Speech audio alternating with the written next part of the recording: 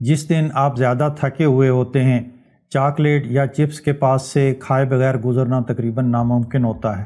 کم نیند کے نتیجے کے طور پر آپ کا دماغ بھوک اور ریوارڈ سگنل سے بے قابو ہو جاتا ہے۔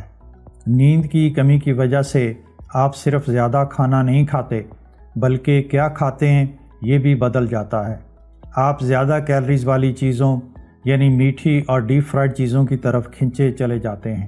خراب نیند کی وجہ سے آپ کے دماغ کا وہ حصہ جو سیلف کنٹرول اور فیصلہ کرنے کی صلاحیت رکھتا ہے وہ لیس ایفیشینٹ ہو جاتا ہے، اور دماغ کا ریوارڈ سیکنگ حصہ زیادہ طاقتور ہو جاتا ہے۔ یہ ساری چیزیں مل کر اوور ایٹنگ پر قابو پانا تقریباً ناممکن بنا دیتی ہیں۔ اچھی نیند سے آپ کے بھوک اور میں فل ہوں کا احساس دلانے والے ہارمونز بیلنس ہو جاتے ہیں، جس سے آپ کی بھوک اور کریونگز قابو میں آ جاتی ہیں اور نارمل مقدار میں کھانے آپ کو اطمینان بخشتے ہیں۔ صحت مند زندگی کے لیے اور اپنا وزن کم کرنے کے لیے اپنے ہارمونز کو ساتھ ملا کر چلیں۔